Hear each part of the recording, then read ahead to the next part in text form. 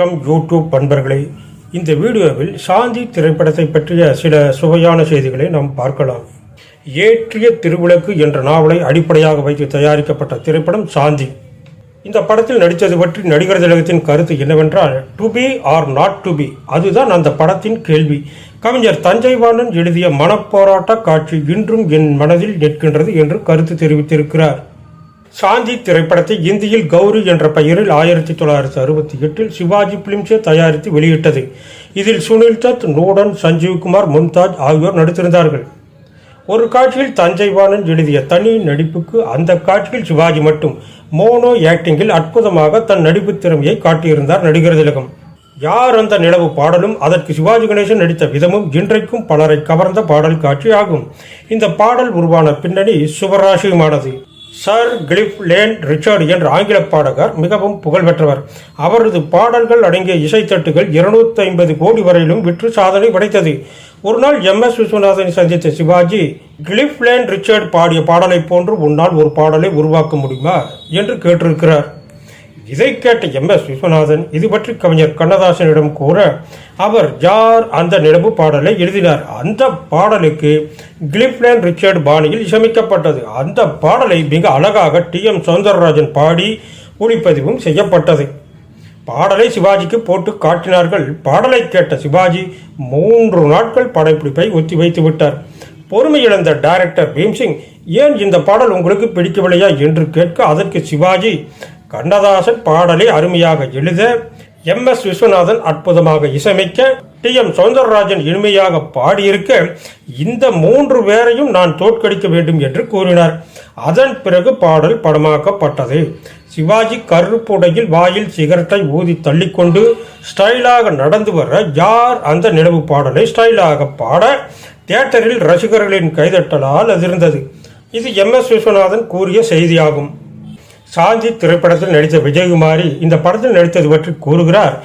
ALS production தயாரித்த சாந்தி படத்தில் Sivaji Ganesan, SSR, நான், MR ராதா ஆகியோர் நடித்திருந்தோம்.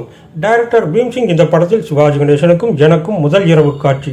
அந்த காட்சியில் முதல் இரவு நடக்கக்கூடாது என்பதற்காக என் புடவையை எரியும் விளக்கில் போட்டு புடவை எரிய ஆரம்பித்ததும் முதல் இரவு அன்று இப்படி நடந்தது அபசகுணம் என்று காரணம் காட்டி சிவாஜி கணேசன் முதல் இரவை தள்ளி வைத்து விடுவார். இது அன்றைய தினம் படமாக்கப்பட வேண்டிய காட்சி. அப்போது எதிர்பாராமல் என் புடவையில் தீ மலமல என்று பரவியது. நான் பயந்து போய் என் கையால் அதை கசக்கி தீயை அணைத்து விட்டேன். இதனால் என் கையில் தீக்காயம் ஏற்பட்டது. நான் துடித்து போனேன். உடனே சிவாஜி மருந்து வாங்கி வர சொல்லி அவரே என் அருகில் அமர்ந்து தீக்காயத்துக்கு மருந்து தடவினார். அந்த மனிதாபிமானத்தை இன்றும் என்னால் மறக்க முடியவில்லை. பராசக்தி, குங்குமம் போன்ற நடிகர் திலகத்தின் படங்களுக்கு ஏற்பட்ட சென்சார் பிரச்சனையை சாந்தியும் சந்திக்க நேர்ந்தது. படத்தில் சிவாஜியும் SS ராஜேந்திரனும் உயிர் நண்பர்கள். SSR வேட்டைக்கு செல்லும் போது இறந்து விடுவார். SSRின் மனைவி விஜயகுமாரிக்கு கண் தெரியாது. கணவன் இறந்த செய்தி தெரிந்தால் அதிர்ச்சி தாங்காமல் இறந்து விடுவார் என்பதால் சிவாஜி SSR போல நடிக்க நேரிடும். கடைசியில் விஜயகுமாரிக்கு கண் பார்வை திரும்பும். சிவாஜி கணேசனை துரோகி என்று நினைப்பார். ஆனால் அவர் உத்தமர் என்பதை பிறகு உணர்ந்து கொள்வார். கதையின் மையக்கருத்தை ஏற்க முடியாது என்று கூறி படத்துக்கு அனுமதி அளிக்க தணிக்கை குழு மறுத்தது. படத்தை காமராஜருக்கு போட்டு காட்டினார் ALS சீனிவாசன். படம் முழுவதையும் பார்த்த காமராஜர், படம் நன்றாகத்தானே உள்ளது, இதற்கு ஏன் அனுமதி மறுக்கிறார்கள் என்று வியப்புடன் கூறினார். மறு தணிக்கையில் படத்துக்கு அனுமதி கிடைத்தது. படம் 100 நாட்கள் ஓடி வெற்றி பெற்றது. சாந்தி திரைப்படத்தை தயாரித்த திரு AL சீனிவாசன் அவர்கள் 1952 முதலே நடிகர் திலகத்தின் நெருங்கிய நண்பராக விளங்கியவர். 1960ஆம் ஆண்டில் பரணி ஸ்டுடியோவை குத்தகைக்கு AL சீனிவாசன் எடுத்து நடத்தினார். பிறகு 61இல் மெஜஸ்டிக் ஸ்டுடியோவை நீண்டகால குத்தகைக்கு எடுத்து சாரதா ஸ்டுடியோ என்ற பெயரில் நடத்தினார்.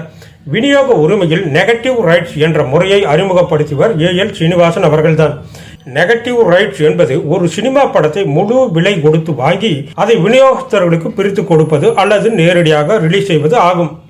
BR பந்துல தயாரித்த கல்யாணம் பணியும் பிரம்மச்சாரி, முதல் தேதி, சபாஸ் மீனா, சிவாஜி நடித்த படங்கள் முதலிய படங்களை நெகட்டிவ் ரைட்ஸ் முறையில்தான் வாங்கி விநியோகம் செய்தார் ALS அவர்கள்.